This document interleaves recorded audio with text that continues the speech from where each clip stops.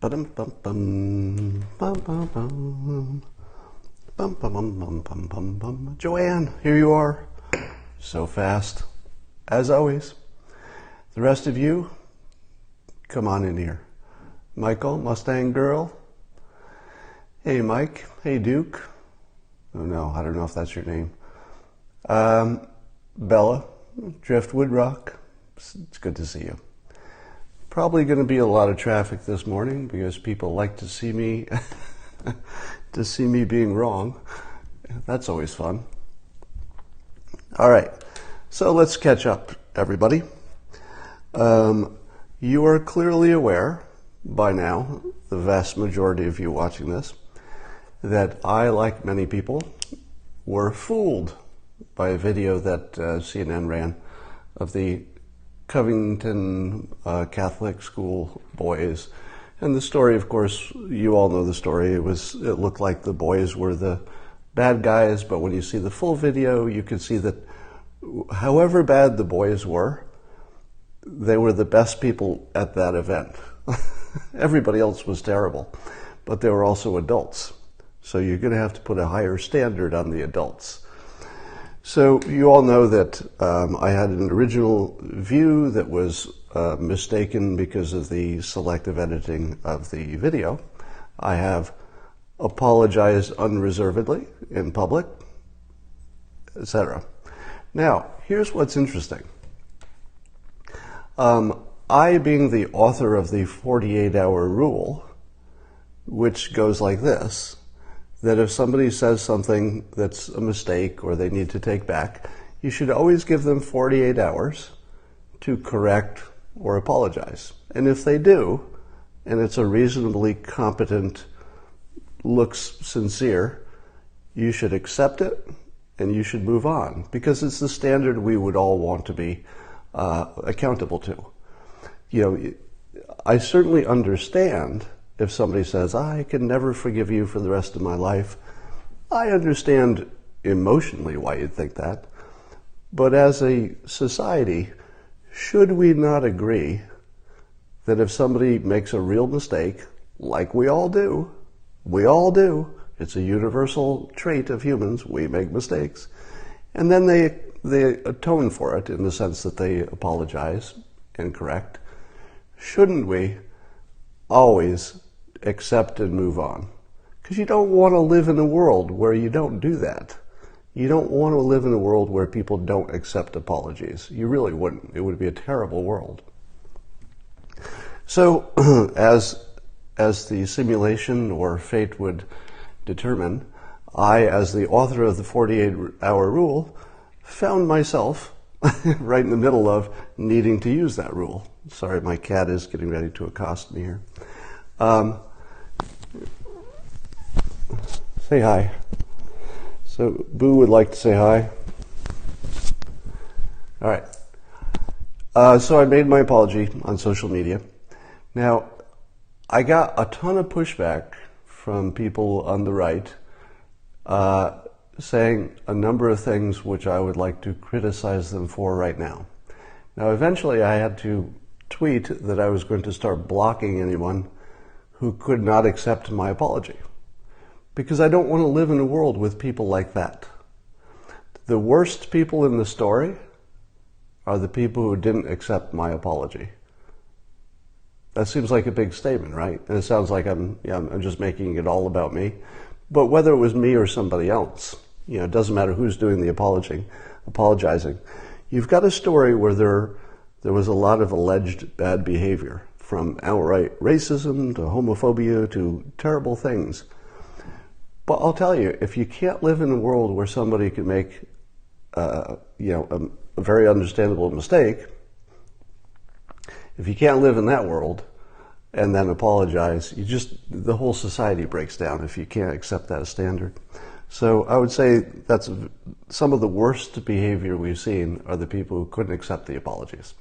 Here are some of the things they said in defense of their opinion that they could not accept apologies. One was that I'm an idiot for believing, and here's the important word, anything on CNN. So, and some people said, wait a minute, You criticize CNN almost every day. True. And therefore, how could you be so dumb that you would believe them in everything they say? Here's my answer. I did not believe CNN. I believed my own eyes. If CNN had said, I have a secret source that says some kids did some bad things, I would have said, maybe not. I better wait on that one, right? But if I see a video with my own eyes, I'm not really believing CNN because I think they got fooled by the same video. I'd like to see the chain of custody of that video, but I have a suspicion that they may have been fooled as well. In other words, it's the video that was the problem, not the fact that it was on CNN. So anybody who tells me that believing a video you see on any network is believing the network, well, that's kind of a stretch. I believed my own eyes, which were wrong, right? I believed what was clearly in front of me and obvious, and it was wrong. Now, the dumbest people in this argument have said to me, Scott, you should have known to do your own research and dig deeper into this. That's a dumb opinion, right? Some of these opinions are matter of opinion, matter of priority, matter of philosophy, etc. But there are other opinions that are just plain dumb, right? We live in a world where we're bombarded with situations. It is not practical to do deep analysis on every situation. That's not a thing. I'm making hundreds of decisions a day. I'm not going to do deep analysis on all of them. Neither are you. There's nobody who applied. People are trying to apply a standard to me that literally no human has ever used for their life or ever could. It's not even possible to do deep analysis before you form an opinion on everything, on just everything. Here's what does make sense. Sometimes the evidence is so clear that you're pretty sure you don't have to do any research. Somebody turned that into research is dumb. If you think I said research is dumb, you're kind of the dumb one in this conversation. I'm saying that in the real world, doing research on every fact that is presented to you is not possible. It's not practical. Nobody does it. You don't do it. I don't do it. Nobody does it.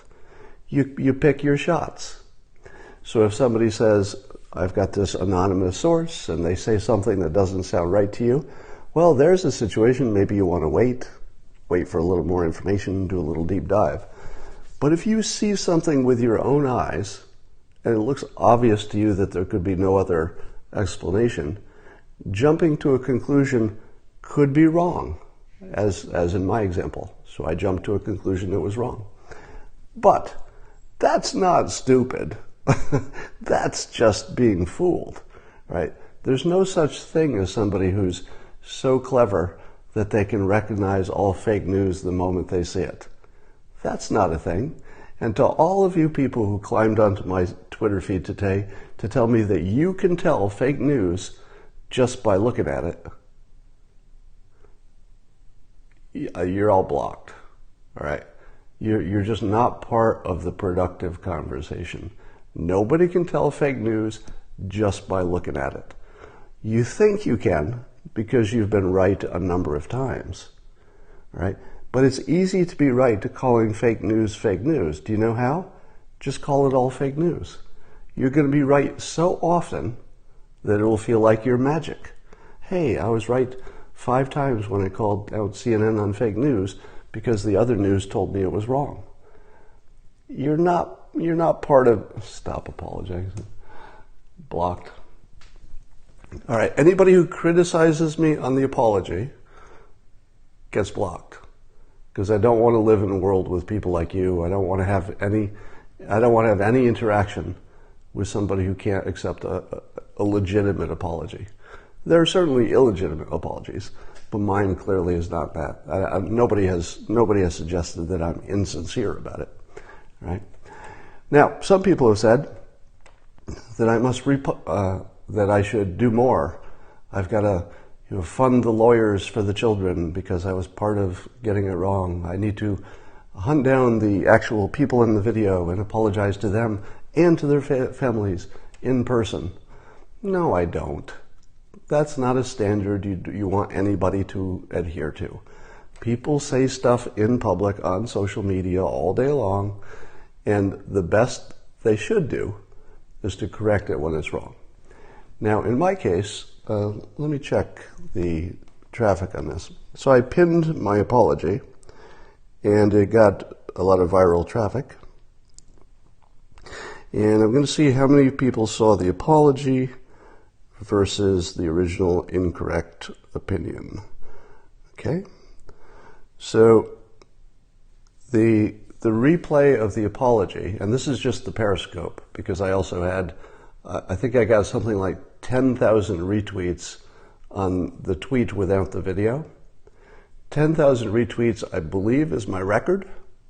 I think it's the most retweeted I've been. It might have been one other. But, so the most attention I've ever gotten for a tweet, or maybe second most at all time, was the correction apology. So it's, 10 to 1 impact compared to the error. And then the replay, the pinned replay of the apology has 181,000 views. Typically, I'll get closer to 18,000 views for a typical video. I took down the one from yesterday that I don't remember what the numbers were, but it was probably close to that. So I've got a 10 to 1 impact of the apology correction compared to the original error. Nobody in this story is doing more than I am to correct it. Nobody is doing more than I am, at least in terms of ratio. A 10 to 1 apology to error. You can't beat that, right? 10 to 1?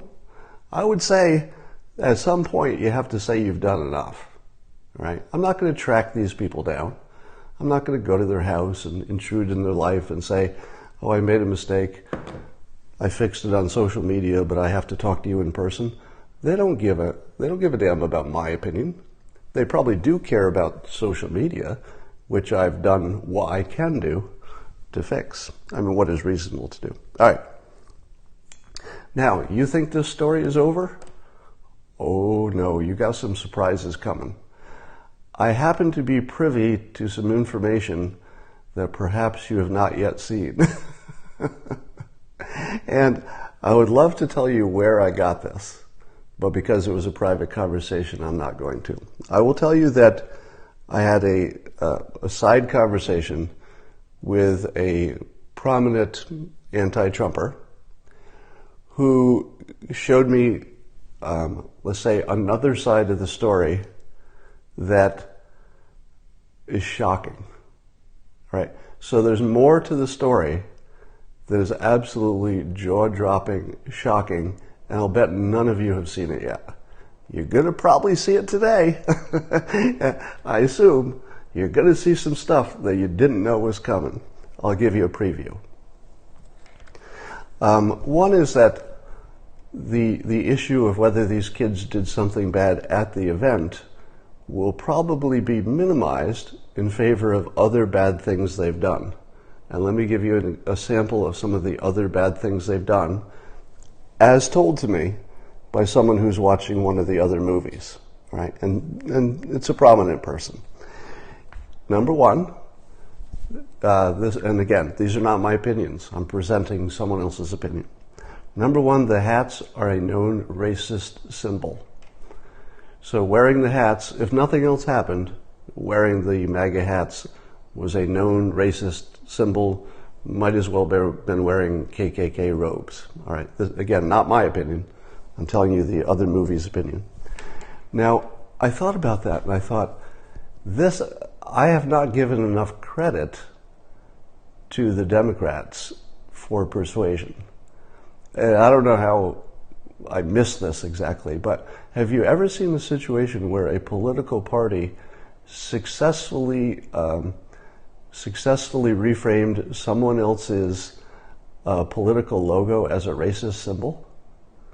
I mean, think about it. One of the great persuasion plays of all time is to take this super successful, hat logo thing, which I think, I'm pretty sure society will look at one of the greatest political persuasion plays of all time was the red hats for Trump. Just a huge success. But the left has successfully started to identify it as a racist symbol. Now, I'm not saying it's a racist symbol. I'm saying that they have actually succeeded in this. So on their side, it's so obviously to them a racist symbol that you can't even wear the hat. And I was thinking, man, imagine if, could Republicans ever do that to the other side? That is some seriously powerful persuasion. So forget about what's good or right or what should happen. Just talking about the skill of it, that's pretty impressive. You have to admit that if the other team can make you not even use your own logo, they've done a good job of persuasion. Not a good job of being good people, but good job of persuasion. So you'll see that argument that the hats alone are bad. Here's another one. And here's one you're not going to like, because I'm going to agree with the critic here. All right? Now, this is not different from things I've been telling you forever.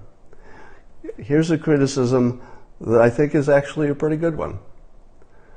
Why are minors, because the boys were all minors, they were under 18, why are minor boys giving us all their opinion about what adult women should do with their bodies? Because it was in the context of the Right to Life March. Now, I want to be careful. I'm not taking sides on the debate. I'm not taking a side, pro-abortion, pro-life. I'm not taking a side. I'm making a simple statement about who should be talking about the issue.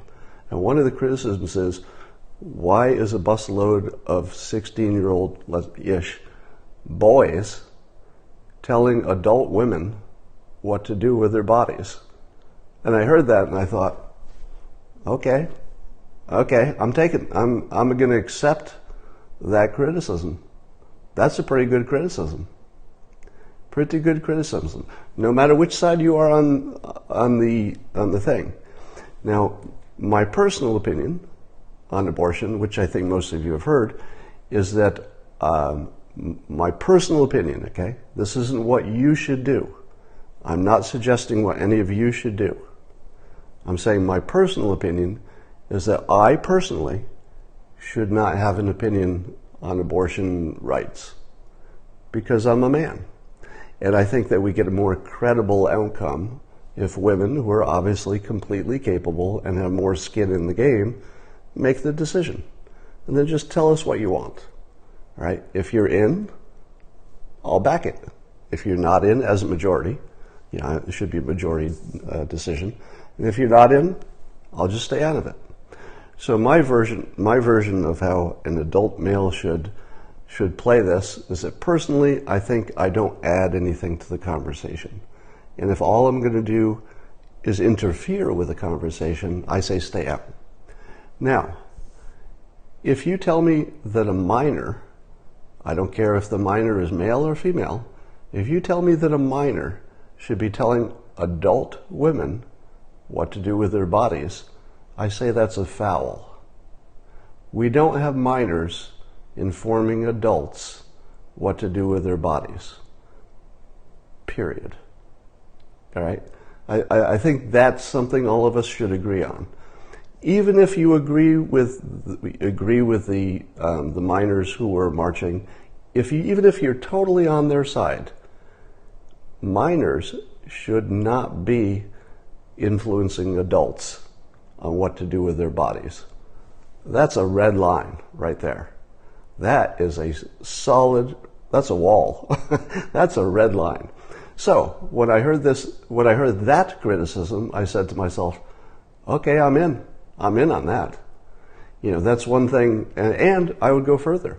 I would say that the adults who allowed children to protest what adult women should do with their bodies had a bunch of young men do that. It's just the wrong look.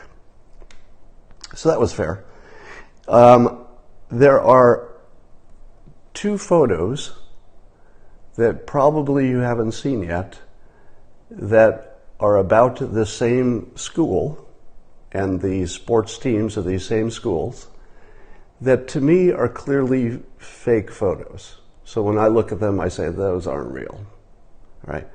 And I'm not even going to describe what they are because they're so obviously not real. But they will certainly be persuasive to the people who say that these kids are bad kids in general. You know, independent of whatever happened that day, there are two photos of them allegedly involved in the worst behavior you could ever imagine that do appear to be fake. Now, you may start seeing them on social media. I doubt you'll ever see them. I'd be amazed if you see them on like regular news because they're so obviously fake. But in the two-movie world, other people are seeing some pictures that would make the school, but not necessarily these specific kids, and nothing about that day, but it would make the kids at that school, the boys, look like really bad human beings. All right? I'm not even going to say what the pictures are because one of them is so fake that it's laughable. I'll tell you that one of the pictures that's clearly fake shows an adult in the scene as if he wouldn't mind the behavior. He's just sort of standing there. Okay, that didn't really happen. There's no way that whatever was happening in that picture is the way it's being described, because the adult there wouldn't just be standing there like it was no big deal. And the second one is a type of picture. Again, I'm not going to explain what's in the picture because it seems more obviously fake than possibly real. It's a type of picture we've seen faked before. So there are other fakes that are just like this one. Now, I'm not going to say that it's impossible that someday there will be a Nigerian prince who sends you an email and says, hey, you could make a lot of money if you help me get my money out of Nigeria. So far, every single Nigerian prince has been a scam. I think you all know what I'm talking about, the famous Nigerian emails. But that's not to say that someday there won't be a real Nigerian email. I'm just saying it's really, really unlikely. And likewise with these pictures that the folks on the left are probably going to see today, it could be true, but it's really, really unlikely because it falls into a category of things which are almost always fake. So here's the bottom line. If you think that people who are dug into a position are just going to change their minds, you don't really live in the real world. It's very unusual for people to change their minds. You saw me correct my opinion, but that's no big deal because I corrected it in a direction that I wanted to correct it. I wanted them not to be guilty. So, I was spring-loaded to want the kids not to be monsters. But, my first impression was that they did bad stuff. The corrected impression was I saw it out of context and it wasn't what I thought. Hence the apology. But people are going to kind of see what they want to see. I saw what I wanted to see and corrected to that position. That doesn't make me a hero because I corrected to where I kind of wanted to be. Somebody just said, where's the simultaneous sip? Excellent question. Simultaneous sip coming up. Grab your mug, your cup, your chalice, your container, your thermos, your glass, your shot glass. Fill it with your favorite liquid. I like coffee. And join me for the simultaneous sip.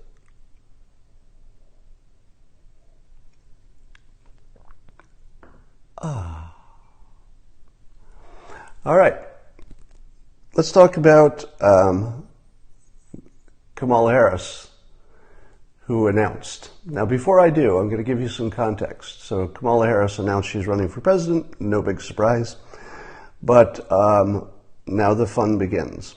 So yesterday, I tweeted around a clip from Jake Tapper interviewing Kristen Gillibrand. I hope I'm pronouncing that right. So she is also a candidate for president. I think she's announced. But in any event, we all know she's running. And I guess she was more conservative in the past. And Jake Tapper said to her, you've called the president's border wall plan racist. And then he said, why wouldn't your own opinions be racist, since in 2006, I believe, you agreed with funding border security? So why is it racist when the president does it, but it's not racist when you did exactly the same thing? And that was CNN and Jake Tapper asking exactly the right question. Now, and it was shocking to see, actually, because she sputtered and couldn't answer it, and you watched her presidential ambitions just fizzle in front of you. So CNN clearly is not backing Kristen Gillibrand. And what I predicted was that you would watch CNN, and not CNN alone, you know, everybody on the anti-Trump side, that you would watch them start picking off the weak candidates on the left, because they don't want to have a real messy situation. They need to get their top candidate, whoever they want, up to the top and clear out the weak field as quickly as possible so they're not cannibalizing each other. I have predicted since, I don't know, at least for the last 6 months, I've been predicting that Kamala Harris would be the likely eventual candidate. It seems to me that CNN agrees, because if you watch the coverage of Kamala, watch how it's more positive, and watch how all of the candidates who are not Kamala Harris get criticized by the pundits. And I think you're going to see a very clear pattern start to develop. So this is a prediction. We haven't gone far enough for me to say that it's already happening, but I will say it, you know, I'm not already wrong, meaning that they haven't gone hard at Kamala Harris. They've been very nice to her in their coverage, and they have definitely been not nice to other competitors. So Tulsi Gabbard and Kristen Gillibrand have gotten the tougher treatment. So here's something you need to understand about the world and about how candidates are selected. This is the actual way it happens. People don't generally understand this. There are some, you know, a handful of influential, mostly billionaires, media mogul types who decide who the candidates are going to be. Typically, Trump was the total exception to the rule because he was the billionaire, and there's only one Trump, and he broke all the rules, etc. But the typical way that the world works is that a small group of people decide who they can fund, basically. You know, who is it that would be worthy of their money and their attention? They decide, and then the media that they control gets on board, and then they brainwash the voters, and then the voters have the illusion that they have selected a candidate. But the voters, the only information the voters have comes from their chosen media, and their chosen media is pretty much following, you know, not necessarily a specific memo, but it starts to become clear to everybody in a variety of ways who their team wants, right?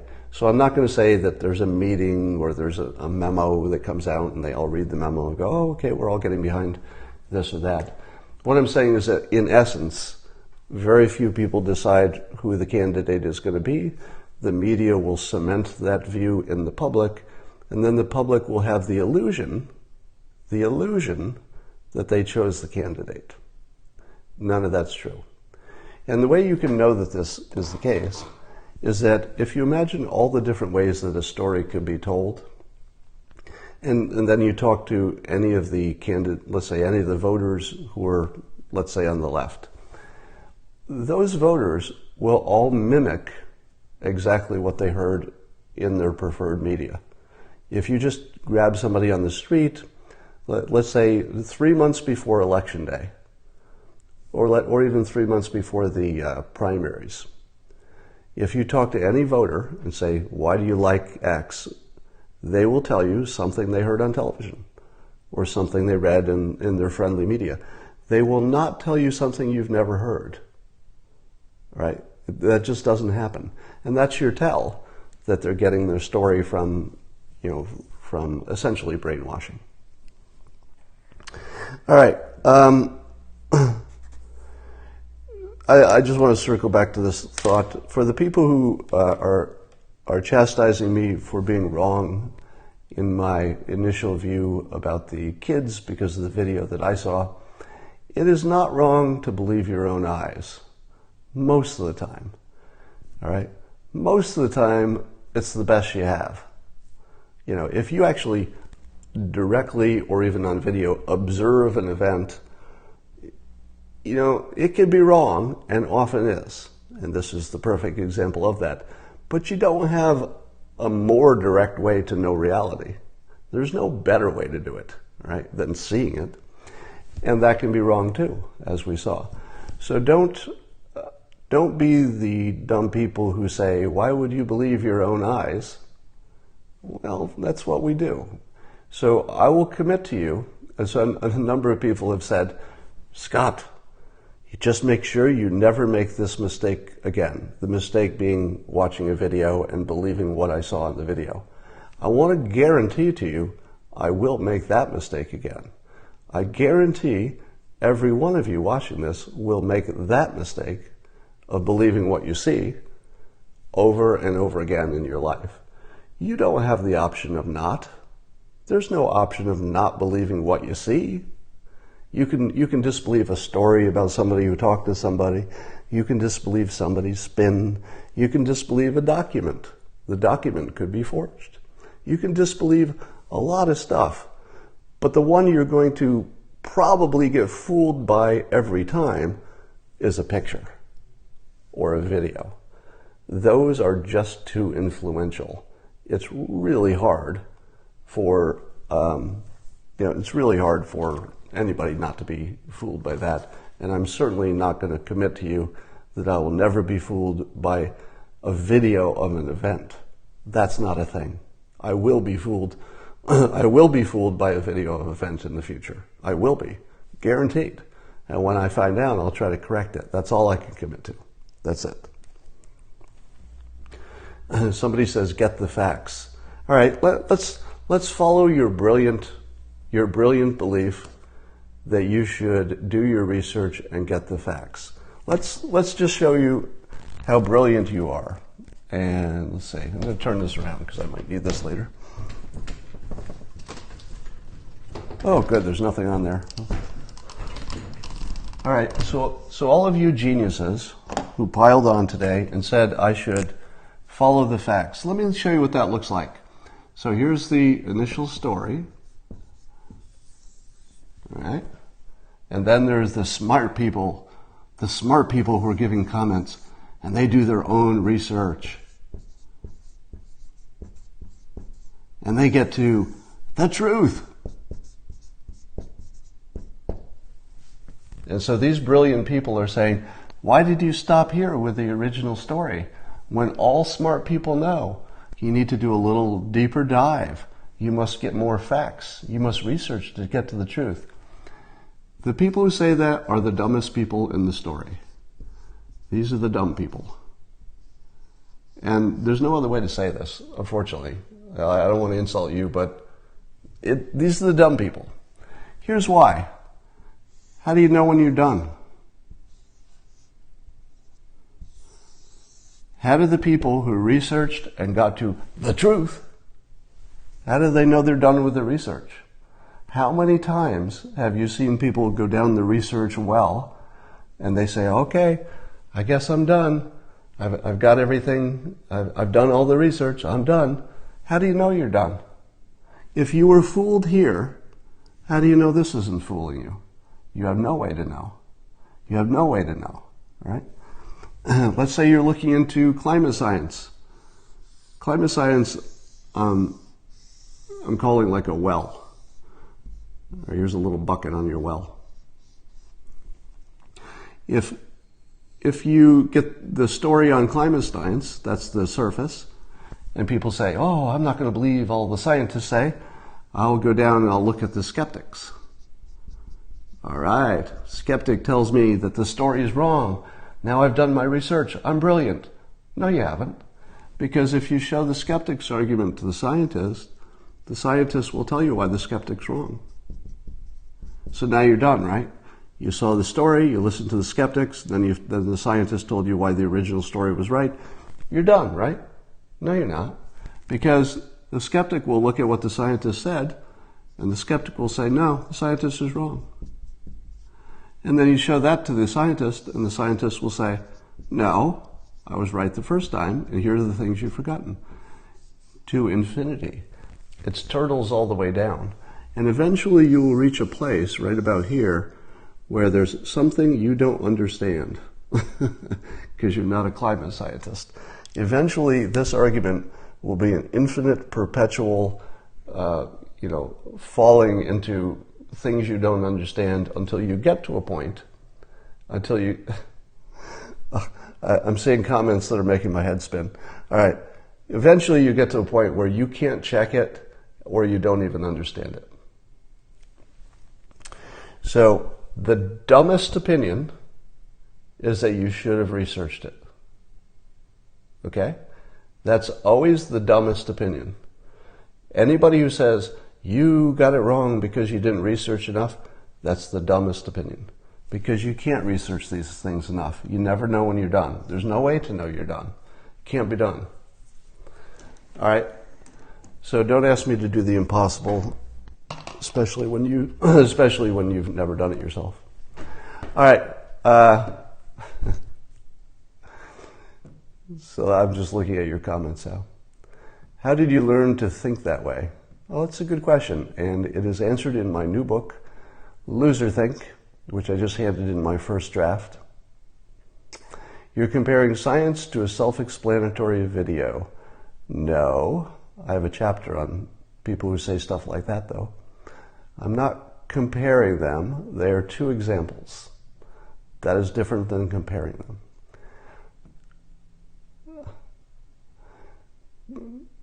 Now, also, the other problem is what I call the failure of imagination.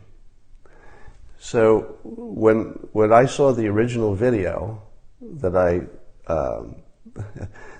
incorrectly made an assumption about, the reason that I got fooled was a failure of imagination. Right? I failed to imagine that there was any other way to interpret it. Then when the new information came out, I said, oh, okay, this is the new information. But I'm making the same mistake again with the clarification, am I not? Because having seen the clarification, I said to myself, well, I can't imagine anything that would change my opinion now that I've seen the clarification. That's exactly what I said when I saw the first story. Exactly the same mental problem. I said, I can't imagine how this could be wrong. And then when it was wrong, I said, I can't imagine how this new thing will be wrong. But it could. All right? It could. And if anything that I heard from my source on the left today is true, it would definitely change the story, but I wouldn't know if it was true. So it's turtles all the way down.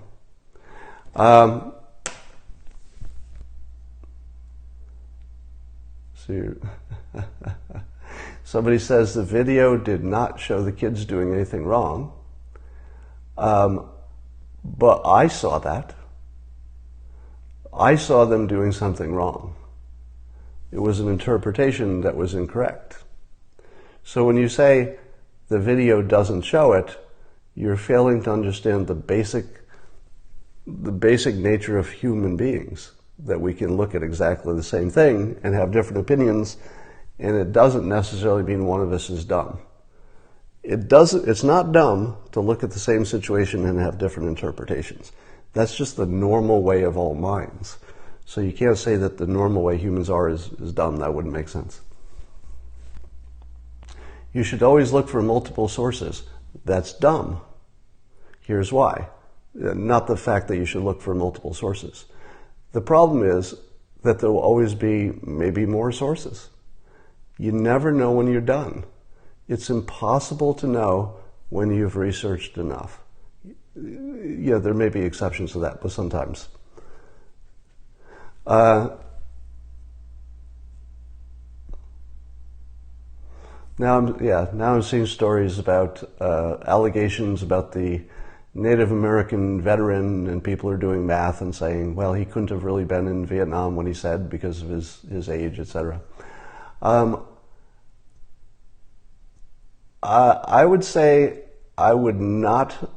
Let me ask you this. For those of you who say we should do your own research and keep looking down, do you believe the people who say that the Native American is not the veteran he claims to be? Do you believe that?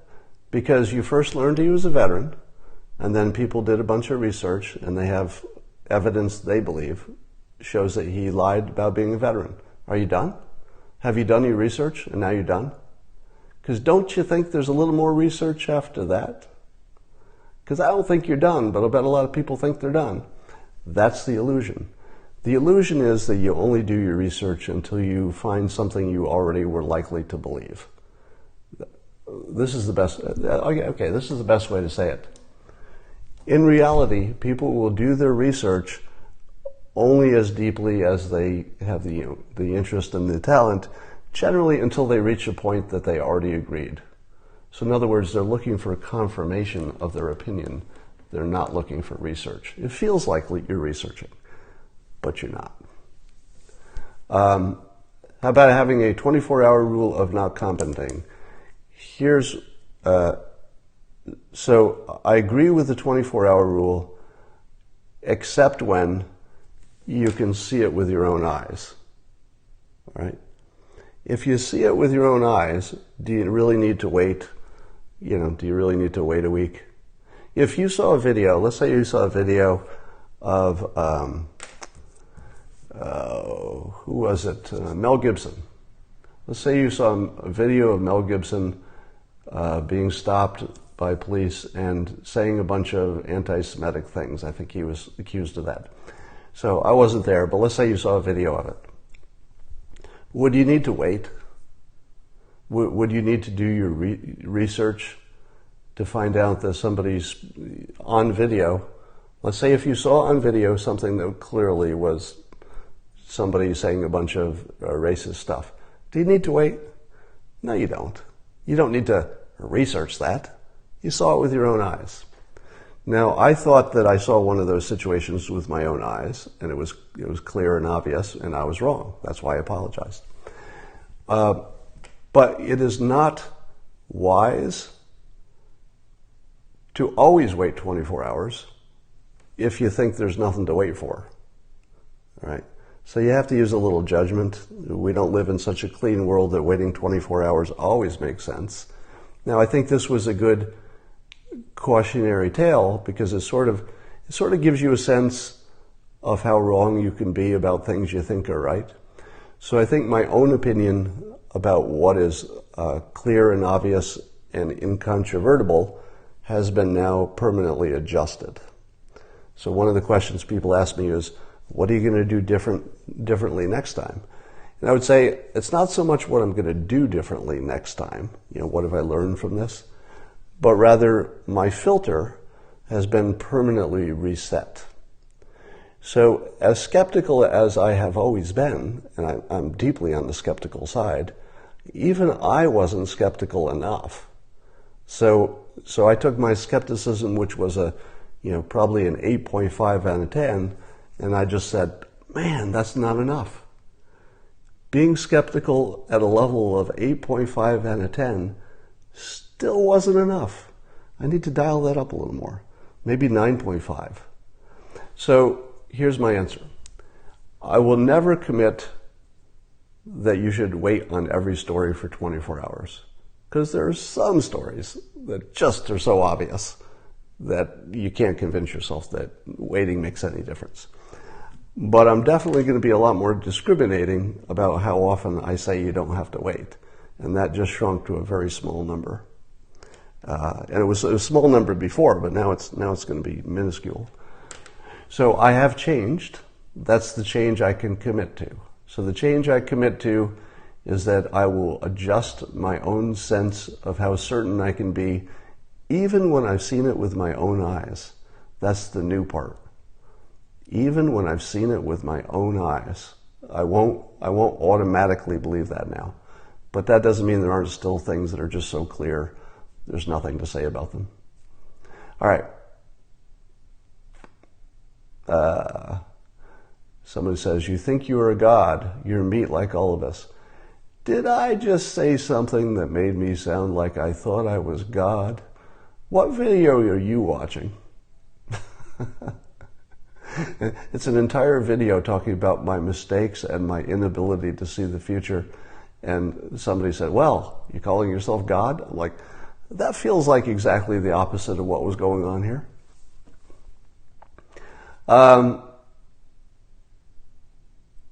Somebody said I made the mistake of thinking that Trump's enemies were acting in good faith. No, I did not make that mistake. There was no point that I trusted CNN in, at least as a mental process. I believed my own eyes. I looked at the video and it didn't matter where it came from. Why would it matter where it came from? I believed my own eyes and I was deceived. That's not me believing CNN. Believing CNN is when they have a secret source. I don't believe that. But if I'm looking at the video, I don't care who gave it to me. If it seems that clear, I'm going to be fooled again in the future probably, but I'll definitely try to tighten my filter. All right.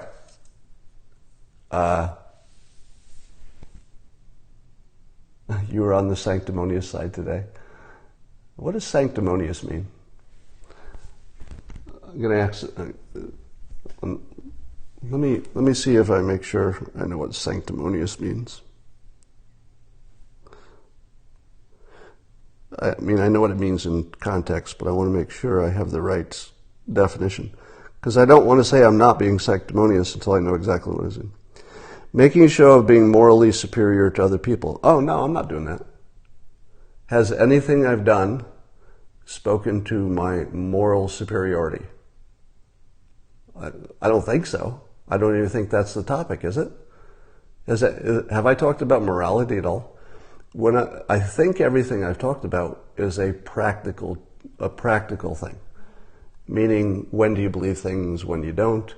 What's a good system for society, including accepting mistakes and accepting apologies. That's not a moral opinion. It's not a moral opinion that you should accept apologies. It's a practical opinion. It's a system that makes society work more efficiently. So if you interpreted anything I said as being a moral superiority, I'm not even talking about morality in any way at all. All right. I'm preachy. Preachy maybe in tone, but certainly I'm telling you systems that I think work better than other systems. And one of them is don't believe that research does what you think it does. I'm preaching that. You scolded the teens' parents. In which context? I think there are two different contexts you must be talking about. I would not take scold necessarily as a description of what I did.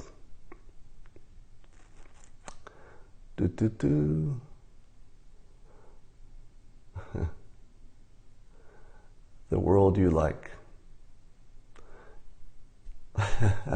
Somebody says I'm claiming superiority because I apologized. What was the alternative to that? Is the alternative that I'd be a better person if I didn't apologize? People have really strong opinions on this whole topic about the kids. I think it was sort of a perfect storm in which it took if you think about it, the story with the kids took every emotional thing and put it into one story. First of all, it was about minors. All right, so anything about children has more impact. Second of all, it had racism. It had different races. It had something about anti-gay stuff. I mean, it had every every interesting thing you could ever have. Oh, somebody wanted me... let me give you an update on my hot water heater. This will only make sense for those of you who have heard the whole story, so I'll just zip through it. I had this long sequence of bad coincidences where everything kept breaking. As soon as one thing was fixed, another got broken. So I did get my water heater fixed after it seemed impossible several times. It took an entire day, and it was finished that night. The moment it was fixed, and those of you who heard my story about the simulation will understand this, the moment my water filter was fixed, something unrelated, which is the warm floors manifold, which puts warm water under the floor to warm the house, completely unrelated. A different piece of equipment, not physically attached to the water heater except by hoses. A completely different piece of equipment popped a leak as the plumber was standing there fixing the other thing. So the simulation part of it was the weird set of coincidences that when one thing was fixed, at the exact moment it was fixed, another thing broke, on and on and on. And that trend has continued. And after the water heater was fixed, completely unrelated, a leak popped with no known cause on an unrelated piece of equipment 10 feet away because simulation. I can't explain it, but it's been weird. Somebody says that I've been seeming different lately. I don't know about that. I think I'm different depending on the story, wouldn't you say? There are some stories that I have more skin in the game. So yesterday, for example, you have to understand how weird my life is. My life is just sort of not like other people.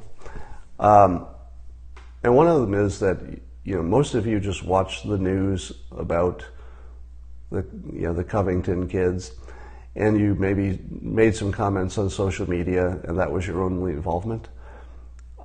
I made comments about the same story all of you were commenting on, except I became part of the story. So I think the Daily Caller and Breitbart and at least one other major blog ran stories about me because of this story. And the story was that some people were apologizing for getting it wrong the first time. So when I comment on stuff, I'm not just commenting. I actually become the story simply by the commenting, depending on what I comment on. So there are stories which I have skin in the game, and I'm sure that shows differently than when I'm just talking about something that I'm not really a part of.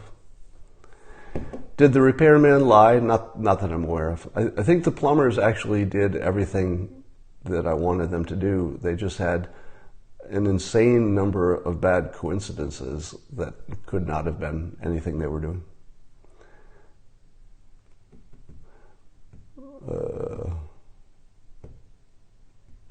This was a bit personal. It was personal. It was personal because I was part of the story. That's what I'm saying.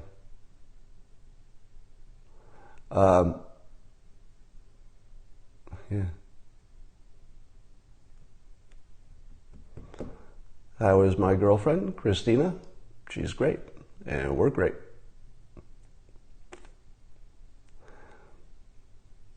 Breitbart yelled at me? No, Breitbart was just telling the story about some people apologizing.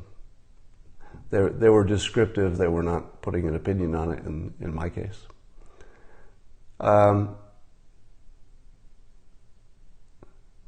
Your mistake helped turn it around.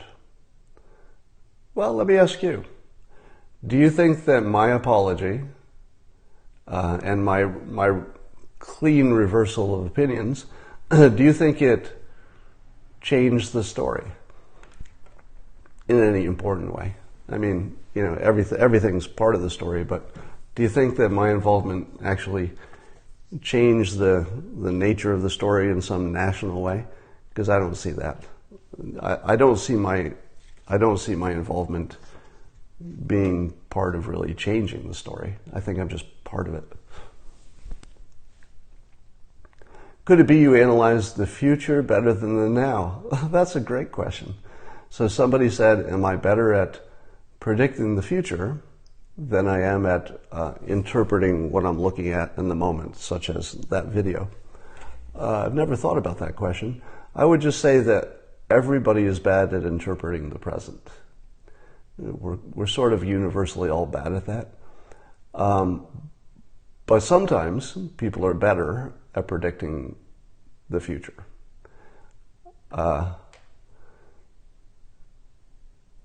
Your apology set a positive example.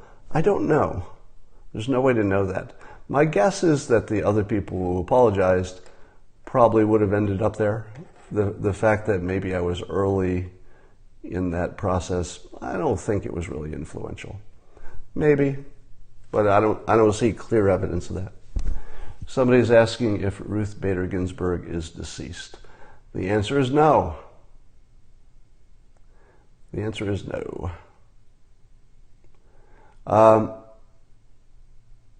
People use me to analyze the now. Well, you should use as many sources as you can stand, but remember, you can never research it enough. With all due respect, you should listen to your audience more. Really? Here's the thing that bothered me the most. Maybe I haven't said this as clearly. The people who said they were positive it was a fake from the moment they saw it are not credible voices in this. Because if all you did is disbelieve everything the other side says, that doesn't make you a genius. Let me say it again. If you reflexively disbelieve everything the other team is saying, that doesn't make you the smart one in the conversation. All right? That makes you the dumb one in the conversation. If you're not looking at every situation as freshly as you can and as objectively as you can, you're not really in a strong position to criticize me. All right? And I can't tell you how many people criticized me yesterday and today for not believing that the other team is wrong 100% of the time. They're not wrong 100% of the time. And you do know that they think your team is wrong 100% of the time. So if your belief is that the other team, all their facts are wrong, all the reporting is wrong 100% of the time, you're not part of the thinking population. You're just a bumper sticker with a spine. All right? Maybe a bumper sticker with a central nervous system. If all you are is a bumper sticker and you're coming to criticize me for having an independent opinion, you don't have much, you're not standing on a solid ground there. Somebody says it's a pattern. It's not 100% pattern. If you were to actually take the news that CNN reports and actually make a list what's true and what isn't, most of it would be true. I know you don't want to hear that. Now, their interpretation of the news often would be different from what you would call true. But if they report that somebody quit, if they report that there's a war, if they report that something blew up, if they report that the president has said he's going to run, if they report that Kamala Harris says she's going to run for president, most of what CNN says is true. Their interpretations of it, of course, are and how they put a spin on it, of course, is opinion. But if your opinion is that 100% of what CNN says is untrue, you're not smart enough to talk on social media. I mean, you've missed the bar, right? Honestly, I hate to say it, you're just not bright enough to say opinions in public. You're a bumper sticker with a central nervous system, and you probably shouldn't join the smart people talking. Did that sound arrogant and what was the other word? What did somebody call me earlier? Sanctimonious. It's not sanctimonious because it's not a moral opinion. It's an opinion about what works. And what doesn't work is assuming that one of the news sources is 100% wrong 100% of the time. That's not thinking. All right. Which side is the side of love? Both. It's definitely not true that one side is in favor of love and the other side is evil. I'm pretty sure that's not the case. Somebody said, I didn't say patterns were 100%. Then why would you treat them like they're 100%? Patterns can, tell you maybe the odds, but they certainly can't tell you what is. You're adding to the body of evidence that white people are held to a different standard. Should I care about that? Should I care that white people are held to a different standard? I think it depends on the situation. Because, for example, adults are held to a different standard than minors. For example, if there's a fight that breaks out in the bar, men are held to a different standard than women. Let's say a man and a woman got into a fist fight. I don't think they should be treated with the same standard. Because, assuming that the man is the larger creature in the story. There are lots of situations where you should not hold people to the same standard. I think you have to look at each one. You have to look at each situation.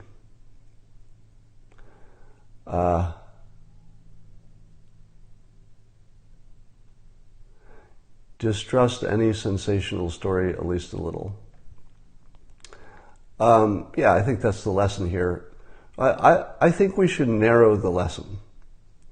I would narrow the lesson from the Covington situation.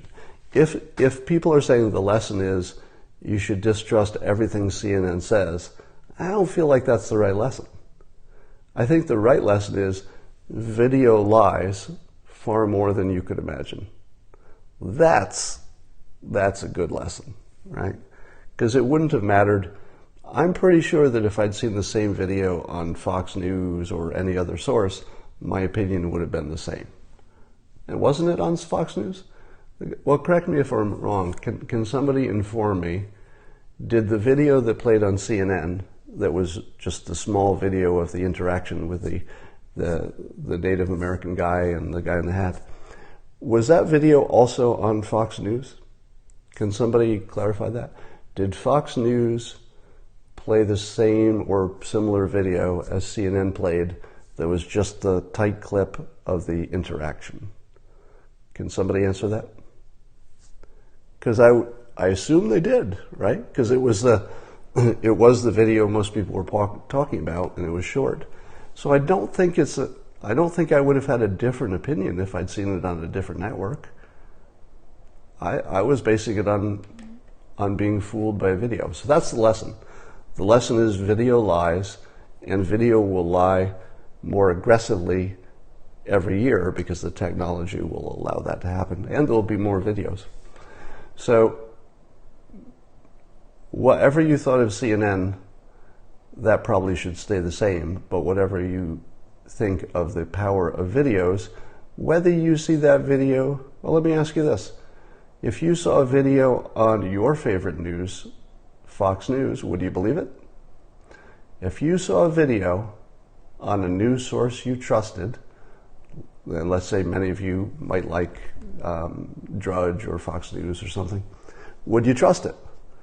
Because if you would, because it was on a source that you trust, you haven't learned the lesson, I don't think. The lesson is that independent of who has the video itself can be the lie. And the people who publish it may not be aware of it because they might have been lied to by the video just like you were. So I wouldn't put the trust in the publishing platform. I would say that the video is what you should question, no matter who was presenting it. Talk about how we can be doped up on emotions. Well, I think everybody knows that story, right? We can get such a rush from our opinions and our emotions that actually just feels good.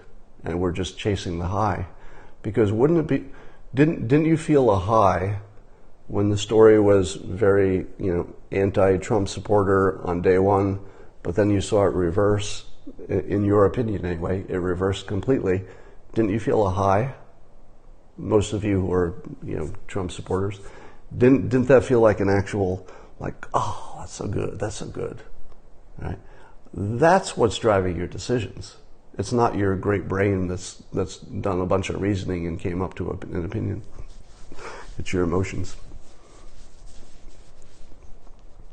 How can you assert that race relations are hurt by CNN and yet they love? Because you are making a mind-reading assumption that the evidence does not support. The mind-reading assumption is that CNN is intentionally slanting the news to be racist because they're evil people. I don't think that's an evidence. The evidence is that they believe what they're saying. And believing what you're saying and trying to fight against what you believe is racism, you could be right or you could be wrong, but you're not evil. If you're fighting against evil as you see it, and it's an evil that a lot of people would agree with, you could be wrong, but it would be hard to be evil in that case.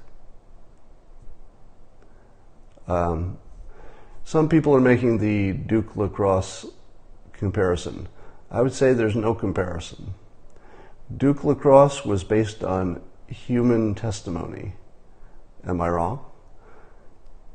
Believing human testimony we already knew was a dicey proposition. But believing a video that you're watching with your own eyes, a lot of us didn't know how lying a video could be.